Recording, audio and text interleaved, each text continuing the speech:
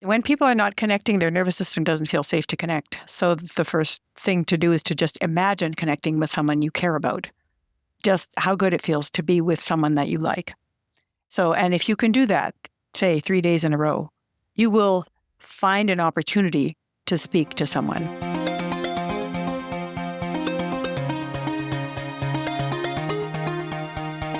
Hey everyone, it's Lynn Durham, and you're listening to Create Magic at Work. Create Magic at Work is on a mission to equip senior leaders with tools they need to be a true quantum leader and actually understand what that means.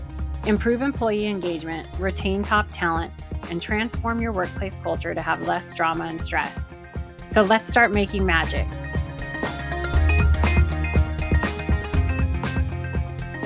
Hey everyone, welcome to Create Magic at Work.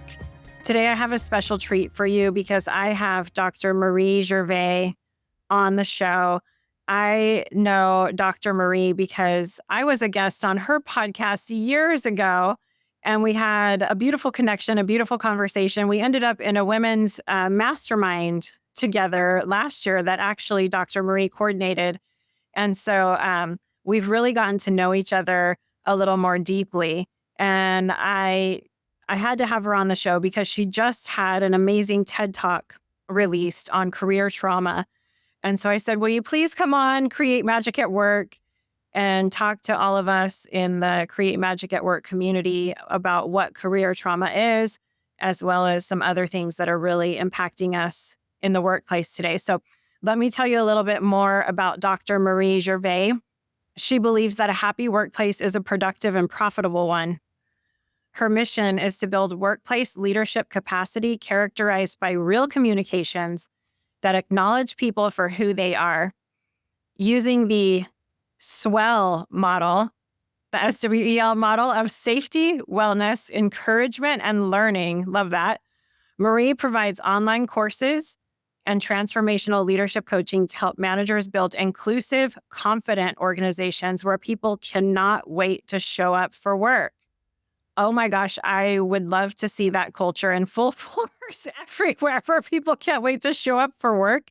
She hosts the podcast Culture and Leadership Connections, named the 5th of 20 top leadership podcasts in 2022. Her book, The Spirit of Work, Timeless Wisdom, Current Realities, is now available for purchase on online book directories around the world. Dr. Marie Gervais, welcome to Create Magic at Work. Thank you so much for inviting me to be a part of your wonderful podcast that I'm a big fan of. Thank you. Thank you. Well, I'm a big fan of you, and I'm really glad you're here to share your heartfelt wisdom with everyone because you're a cherished resource in a lot of what we're going to talk about today. So I want to start off. We've done some episodes in the past on work. We just came out with one recently on workplace abuse and what that is, which was really impactful. I mean, had a lot of listeners reach out like, thank you so much for doing this episode. Well, now we're going to talk about career trauma today. And I want to first start off by maybe you sharing a little bit about who you are. And can you tell us like, what is career trauma?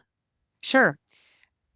So I am a business owner, and this is my 4th career, and I've been doing it for 17 years. So I've been through a lot of different workplaces, service industry. I've been in not-for-profit. I've been in retail, been in quite a few different industries as an employee. I started working when I was 13 years old as a dishwasher. And I've been working ever since. I'm a mother of 4 and 5 grandsons as well. And I've always continued working throughout all of that time. And so I've had a lot of experience with career wounds that I didn't have a word for. I didn't have a way to talk about toxic exclusion by colleagues, about abuse at work, by managers, by clients. I just thought this is just what happens when people work. And it wasn't until I started doing my own emotional healing process and going through that reconciling of emotions and spirituality and the body in a number of different forums and, coaching, therapy, courses, that I started to realize that career wounds are a thing and people are not talking about them. And that we work most of the hours of our life. And a career wound can be anything from, people refusing to give you a voice at the table when you're during a meeting, and it's continuous, to somebody actually assaulting you at work. All of it. Just pretty much every career trauma you can have, I have experienced myself. I've even assaulted at work twice. So, and I'm not in the healthcare profession, so you wouldn't think that would be happening. Would never worked as a prison guard, so those are areas where you'd think that could happen. So I thought, if this is what I'm experiencing, what are other people experiencing? Through my podcast, through my work with different companies and work with managers, I realized that everybody has experienced some level of career wound. And if that is interfering with their work, it's a trauma. And it usually is interfering with their work. So if you have brain fog and you can't focus, if you get anxious about going to work during the day, if you're scared of encountering certain people and you have a visceral reaction to those people, if you've had, a continuous harassment or discrimination, racism, misogyny, all those kinds of things that happen to people at work, or if your work is continuously discredited and undermined, it results in a wound that doesn't heal. And so if we want to heal that, then we have to look at what kinds of things will help to heal. So in the TED Talk, I talked about 3 things that are necessary for our nervous system to be able to feel safety. Because mostly what happens is we are so hyper vigilant to danger signs that we don't see the things that are safe around us. And until our nervous system feels safe, we can't heal. And by hypervigilant to danger, there's a lot of fear-mongering going around all over the world. There's a lot of extreme polarization where people just shout each other down. And nervous systems are so dysregulated when that happens that they just clam up or fight. So, it's not a normal situation for people to be able to communicate in. And maybe I'll give you an example of someone who I'm doing a leadership course with who has also done emotional regulation coaching. And I just met with her today before this podcast for part of the course that she's working on. And she told me that when she first started with the course and the coaching, what happened was she was just becoming really emotional with anything but come up with at work. She would be so overwhelmed with negative emotions, and she had so much anxiety about the things that could go wrong that she was destroying her relationships with the people she was managing. And she wanted to change that. So fast forward that to 4 months later, and she said, well, I was so excited to talk to you today because I wanted to tell you how we handled the situation of somebody, a key team member, being poached by another company, and what I did and what my manager did and how we stayed regulated throughout and how we were able to orient ourselves to listen and to ask him what he was going through and what he was experiencing. And he came back and he wanted to stay with us, and his performance is even better now. And we're really proud of ourselves because now this is going to be part of our workplace culture. So this is a company that started with 2 people 7 years ago, and now it has 30. And so they've had to learn to manage differently. And they were just thinking, let's bring the people in the roles, and who cares who they are and what they feel like and what they're going through and what their personalities are. And they realized that wasn't working for them. So once they started to look at how can we start to look for the safety signs and pay attention to the red flags without going off the cliff when we see one, we might be able to manage better. And so even though the boss of the organization is not working with me, she's learning from the person who is.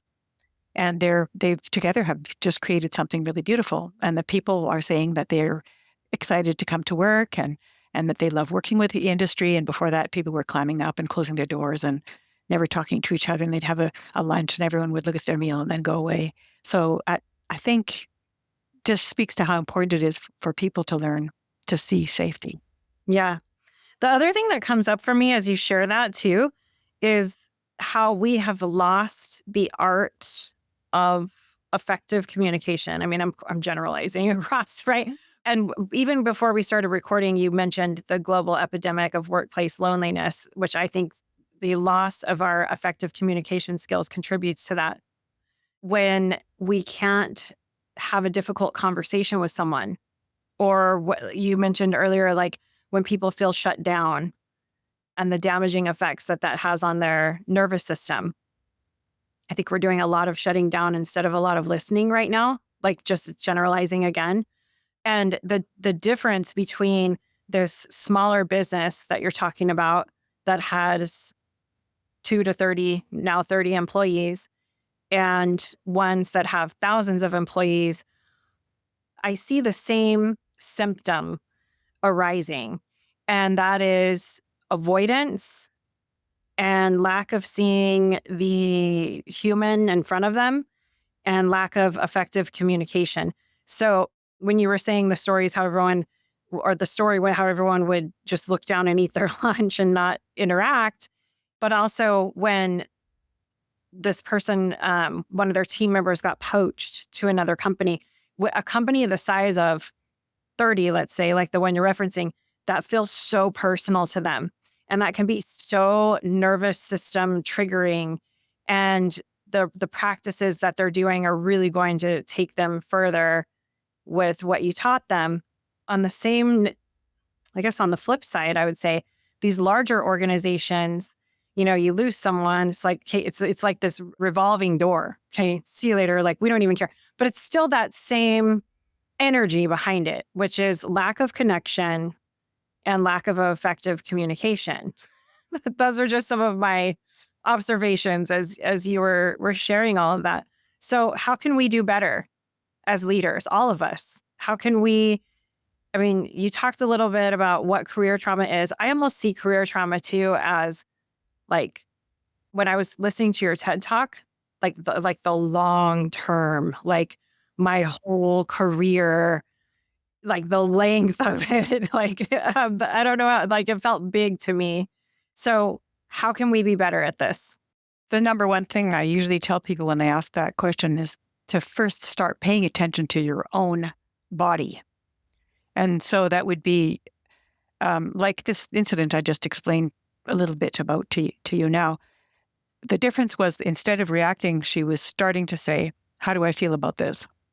Or what am I noticing? I'm noticing that I'm feeling anxious. I'm noticing that there's tension in my shoulders. And she just started noticing those things.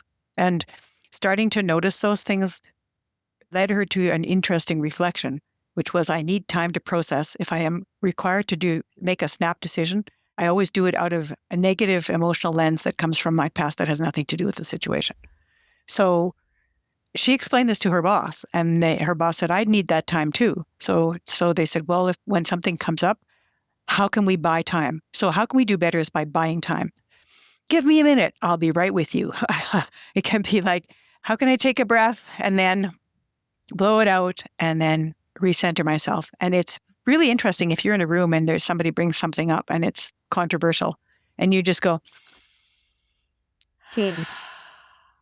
everyone else will mirror you within 3 seconds. I love that. I was just mirroring you right now. I was like, that felt so good. Yeah. So the buying time comes first from you noticing that you've got something happening inside of you. And the second most easy access is breath. And just a breath in and then letting it out. Those things are really important. And I can't over stress how important they are, because otherwise you're just like, I don't know what's the word from it. It's like you jump over top of who you are, you're like just your own self and your own nervous system, and you go straight to judgment. And if you want to get to judgment, you have to take some steps. Notice yourself, notice the other person, ask some questions that are non-judgmental, that are going to help you to get the facts, evaluate the facts. And that can happen in seconds. It doesn't have to take a long period of time, but you need to go through those steps. If you go right away, you're an idiot, fix this.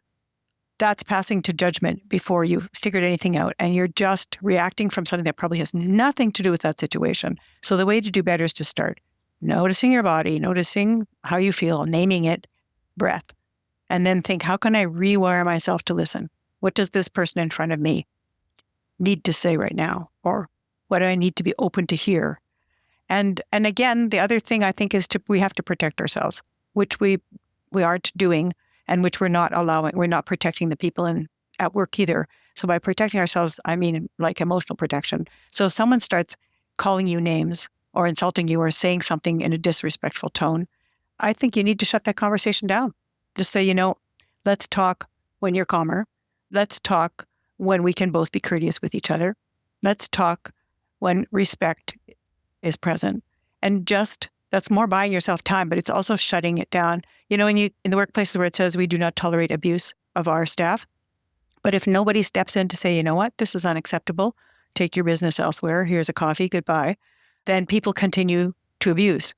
They continue to push farther and farther and farther, and they come into a situation dysregulated, and instead of trying to deal with it themselves, they just dump it on everyone around them. So that protection is really important. If we don't feel protected, we won't be effective leaders. We won't be effective at anything. So notice yourself and do what you need to feel protected. And if you don't feel protected, don't go forward. It's amazing how much control people have when they realize that. So you're just like, I'm not going to accept to be spoken to in that way. And as soon as one or two people start doing it, other people do too. Can I tell you a quick story that I just was reminded of? Yeah, go for it. This was a fellow who had probably the most toxic boss I've ever heard of in my life. I can't even imagine what the things that he was doing to his staff. He'd come into a meeting and start screaming at them before he even knew what the meeting was about. And it was just constant like that. So we did some work with him to just get him to regulate his nervous system and to get some breathing techniques, some fingernail bed squeezing techniques, which helps your nervous system to stay calm when you're in a crisis. So doing some of those things like that to plan ahead. If he does this, then I have this or this I could do, just so he felt better about it. You never know what you're going to do in the moment. So we did all of this.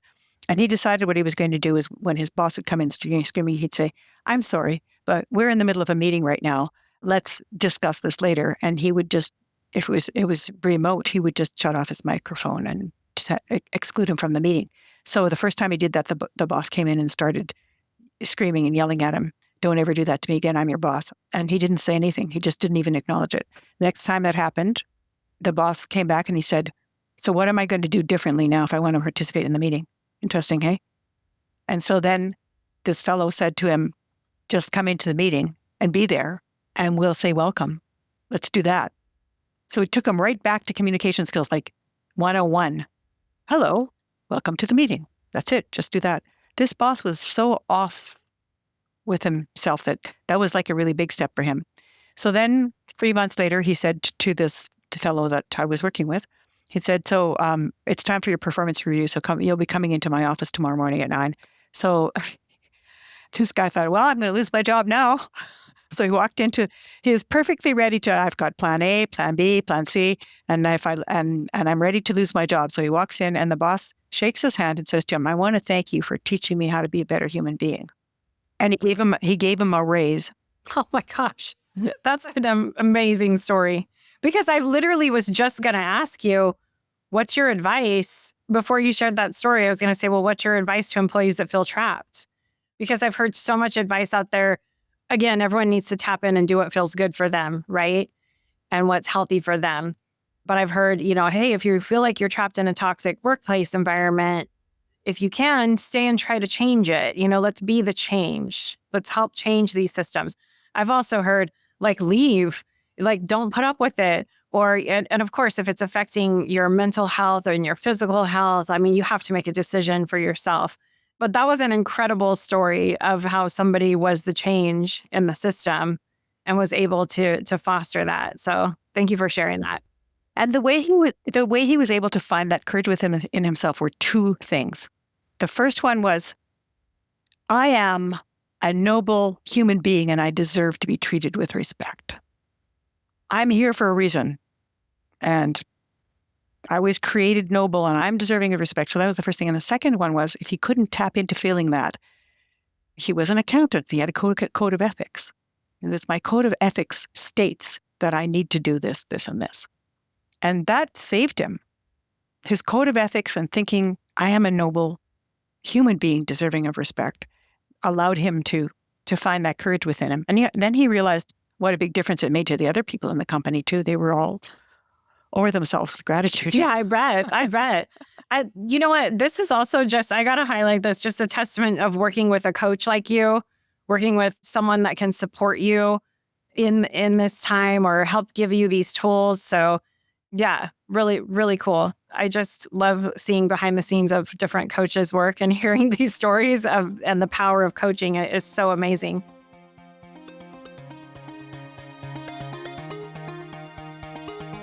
All right, it's time for a fun, playful, quick break.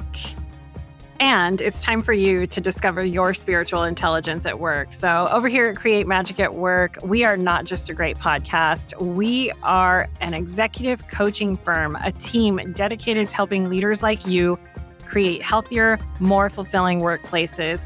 Whether it's through private coaching, transformative workshops, or impactful keynotes, we're here to help support your journey to have less drama and stress and more magical moments in your life. So have a little fun. Take our quick quiz in the show notes and see where you stand. Discover your spiritual intelligence at work. Click on the link in the show notes and reach out to us for support if you need it. Sending magic to you. I want to switch gears a little bit to talk a little bit more about this global epidemic of workplace loneliness. How is that contributing to, does that contribute to career trauma? Is there a connection there? Is it a completely separate thing? What are your thoughts on that? I do think they're related, but I don't have any statistics or studies to prove it at this point. But there are now starting to be more and more studies on loneliness in the workplace. And there are ridiculous statistics like 45% of people working do not feel they have any work friends. That's amazing to me. Amazing. I mean, when I look back on my career, the first thing I think about are like my work besties and laughing about some of the things we went through, even if they were a little dramatic, like, joking about, because we were going through them together and it wasn't as... Yeah. Career bonding. Yeah, exactly. Trauma bonding, where they call it. Yeah. Right. That's incredible to me. Wow. We did I did an episode a few weeks ago on solving your workplace issues, and I asked listeners for questions to help them with. And we're going to do more episodes like that. But one person put through, I'm lonely. And how do I have connection? I feel isolated. I'm working remotely. And what do I do? And it was like, gosh, I could feel like I just felt for that person. What would you say to that person? Well, when people are not connecting, their nervous system doesn't feel safe to connect. So the first thing to do is to just imagine connecting with someone you care about. So you're not even doing anything. You're just thinking about someone you like, someone you care about. It doesn't have to be someone at work. You just imagine just how good it feels to be with someone that you like. So, and if you can do that, say 3 days in a row, you will find an opportunity to speak to someone. So then the other thing I recommend to people, now this may just be me, but talk to somebody in a lineup somewhere, just say hello, or just say, wow, this is a long lineup, and make any innocuous comment. And people will just fall all over themselves to talk to you. It's amazing. And that's then opens up the opportunity for you to connect with somebody else. And I also ask people to do a sociogram. So they look at their workplace and they go, who would I like to get to know? If there's nobody that you'd like to get to know, then you should probably leave. Or it's, it could also be that there's an attitude of criticism, which is a big deterrent. And that's one of the reasons I think there's so much loneliness is this big attitude of criticism instead of encouragement. And so when people are criticized all the time, they're scared to try and connect with someone because they don't know what's going to happen. And the second piece that contributes to that is gossip and backbiting. So, if you're constantly criticized and if you say something, it's used against you because of people twittering in the background about something that they use against you. How can you trust anyone? So you would withdraw within yourself and stay lonely. So if employers want to increase this, they have to say, in this workplace, we encourage, and let's start with encouraging each other. I use the virtues cards or the virtues project for that. Say, here's the virtues cards, here's the virtues list. If somebody tells you a story about how when they're 6 years old, they got back on their bicycle until they learned how to use their brakes. What virtue do you say there? Resilience, persistence. So then when you start seeing those things in people, then you're much less likely to be criticizing them because you're starting to look for things that are good. So jumping on every mistake that happens means you see more. What do you pay attention to grows. So instead of criticizing and jumping on mistakes, look for ways to encourage people, ways to honor them using a virtue. They're all over the internet. You can find them. So use that. And that helps to change the tone. And people can have significant changes to their workplace by doing that. I'm thinking we should be using that in our personal relationships too. Obviously, right? I mean, it really trickles into everything. When you talk about that criticism culture, of course, I mean, that's all the hyperachieving, perfectionistic, striving, all of that. I mean, that I lived that for many, many, many years. And the unthreading of that, it's like a daily reminder at times, like, oh yeah, and how can I bring this into like who I am all the time and try to be that person holistically? Because I think sometimes it's even easier to implement these things at work because there are HR policies or there are codes of conduct and things like that. And then, we go out to dinner with our partner and then all of a sudden the criticism comes back or the house is a mess or all of these things. So I'm just thinking out loud, like, who are we at home and who are we at work? And can we try to be consistent that whole time? To do that, another thing, I just use, you can get them on the internet. There, it's a phone app, just virtues cards. And what virtue would help us to solve this interpersonal problem right now? Randomly choose, just like you do with the Magic at Work ones. Openness. Oh, what does openness mean to me? What does openness mean to you? And then the whole anger disappears. It's just not there anymore. I'm going to get those cards. I love that. Yeah, they're so good. It's called the Virtues Project, and there's lots of different types of decks, so there's tons to get. So there's that piece, and then the other one is, I think people really need to focus on something that elevates their thinking at the beginning of the day. Like start with quotes from the sacred world religions. Start with leaders of thought. Read something inspiring to start your day off, and you will be less likely to criticize. So I always like this one that Marie Curie wrote. She said, "There is nothing to be feared. Things are only to be understood. Now's the time for us to erase fear by increasing understanding." So I love that. I keep coming back to that because that helps me. We erase fear by increasing understanding. So that's only one part of it, but it's still a really helpful part. But using virtues brings you up to that higher level. And then having something that inspires you at the beginning of the days also really helps the interpersonal relationships improve a lot. I'm taking all that. Thank you. Yeah. I want to, before we pull a card, I have seen on social media or something. It was such a cool post. It said, yes, our body can store trauma, but it can also store the good things. And they called them glimmers. and it was like, let's focus on the glimmers. And I want to talk about that. I've never talked about that before. We talk about a lot of these workplace things on Create Magic at Work. What would you say a glimmer would be in the workplace that we would have stored in our body? Or you called them resources? Is that well, the idea of the glimmer comes from polyvagal research. So about the vagus nerve, and the thing is that we have danger and safety meters, but our danger meter is way out of whack, and our safety meter is not being used. So to say a glimmer is feeling safe. So a glimmer might be that you just appreciate the sunset. A glimmer might be that, like this woman I was just speaking to who said, "I didn't get mad. I just said, let's sleep on it." Like, and during our meeting, someone came in and said, "We've got an emergency." And so she said to the other person, "Give me 5 minutes." So she bought time right away. And then afterwards she said, "I'm proud of myself. I asked for 5 minutes instead of just jumping up in the middle of our session," right? So that's a glimmer. It's things you appreciate, and it's times when you're able to take a little step forward that you weren't able to make before. I think for me, the glimmer was, I chaired this meeting, and people feel like they were on the spot by just saying, "Okay, who wants to host this? Would you like to host it?" And they went, "I don't like being put on the spot." And one of the people that I put on the spot because I wasn't paying attention sent me a text afterwards and said, "Oh, thank you for this piece of the meeting." I went, "Oh, it wasn't as bad as I thought." Glimmer. Yeah. She survived being put on the spot for 2 seconds. She survived. She's still okay. The relationship is intact. There's a glimmer. I'm keeping that. Some people keep like a gratitude journal. That could be a way to keep track of your glimmers as well. Mm-hmm. I love that. So some of my takeaways today, I have so many from you and the wisdom that you shared, but like buy time, like just remember buy time, even if it's 30 seconds, like buy yourself some time to respond rather than react. Take that breath publicly because everyone else will start taking it with you. And let's start keeping track of the glimmers. Like, let's focus on the glimmers. Like, let's have more glimmers. And they just feel sparkly to me. And I like the word glimmer because it's so create magic at work.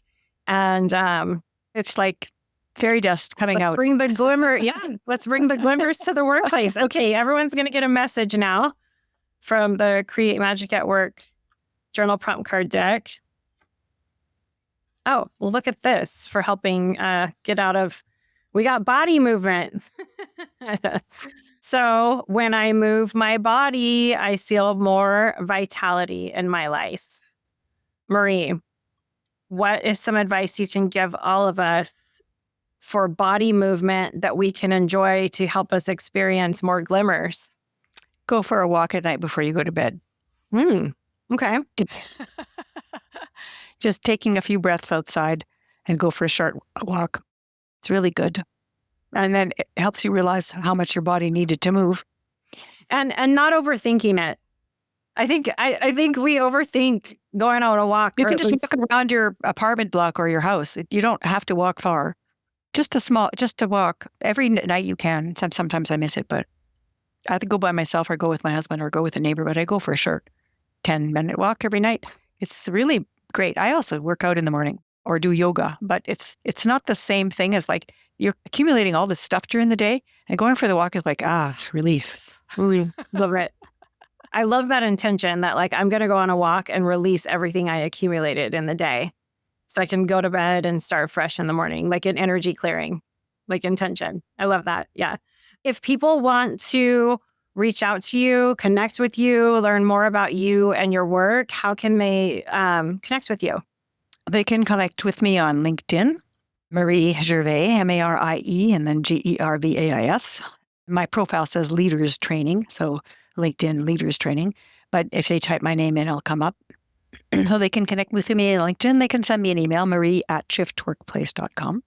Awesome. And we will put everything in the show notes. I'm going to drop the link to your TED Talk in the show notes too, because if anyone wants to watch it, it's incredible and it's insightful. Dr. Marie, thank you so much for joining us. It's so great to see you. And thanks for sending some magic to everyone today. Thank you for hosting and for being the lovely interviewer that you are.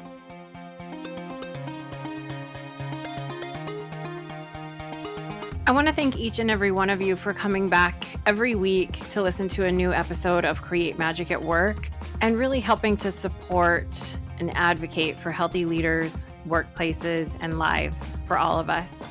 If you want any information on how to connect with me, click on the link in the show notes. You'll get access to all of the social media links for Create Magic at Work. Stay following along for more amazing episodes where we help you improve productivity and profitability in the workplace and decrease stress. Sending magic to everyone, and see you next time.